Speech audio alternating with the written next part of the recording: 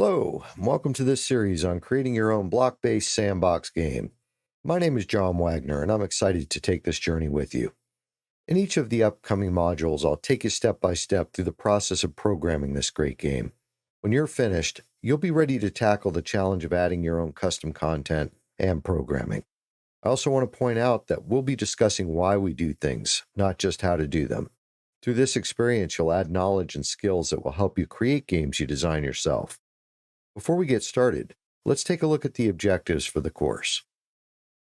For our course objectives, we'll develop an object-oriented hierarchy using inheritance that will allow us to quickly add new blocks to our game.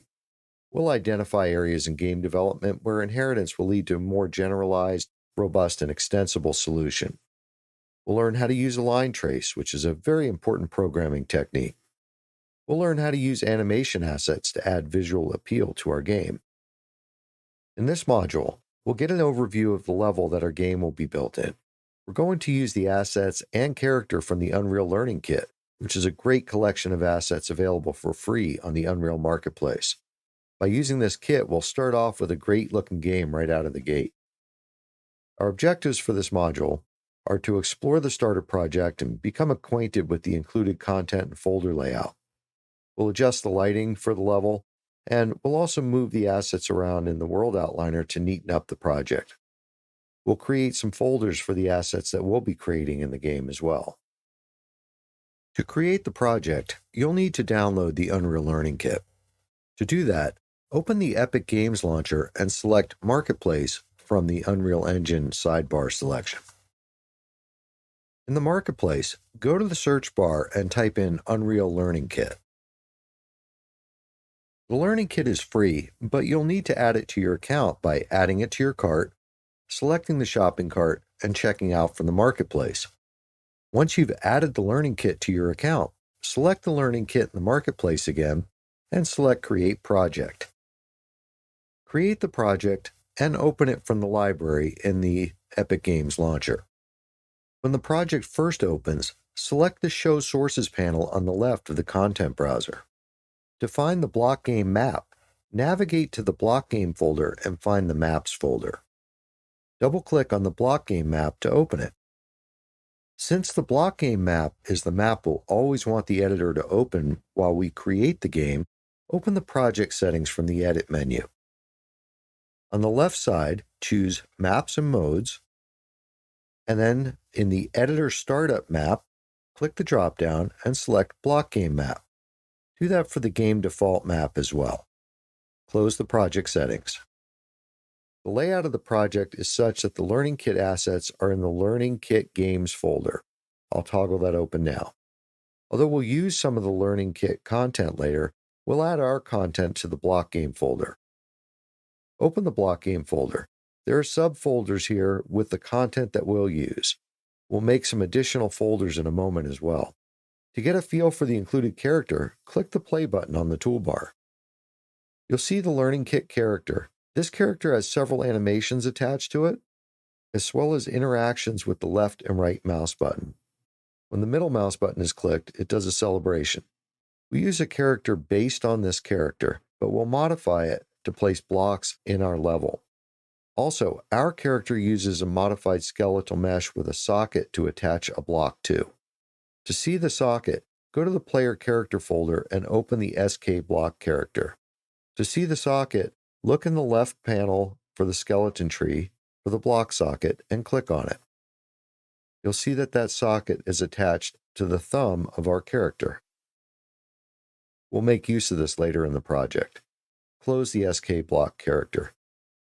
The level template includes a directional light called Light Source that we can customize by pressing Ctrl-L and moving the mouse around.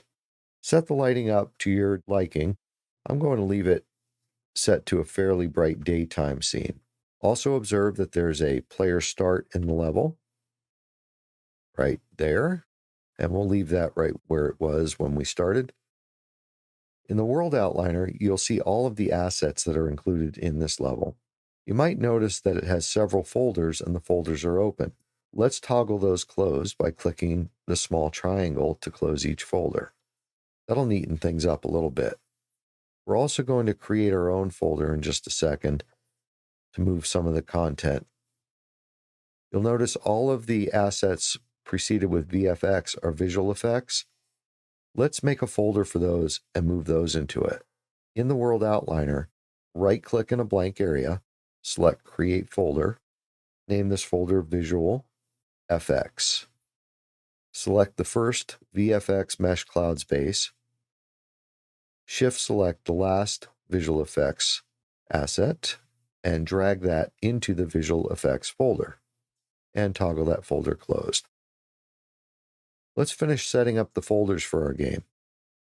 Go to the top-level block game folder, and then in the content browser, right-click and select New Folder, and name the new folder Blueprints. Go into the Blueprints folder, and make another folder by right-clicking, selecting New Folder, and name that Blocks.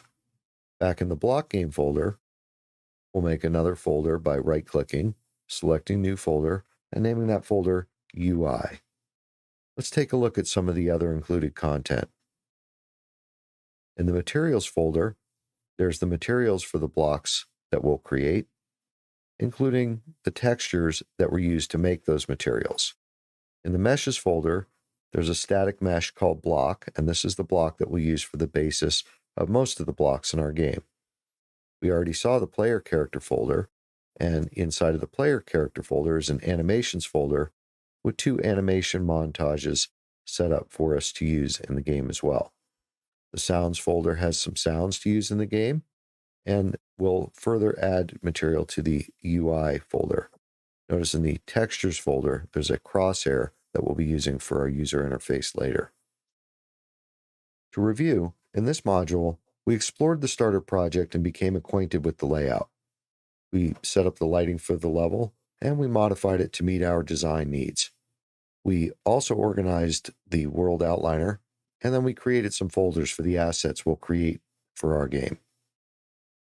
I'll see you in the next module.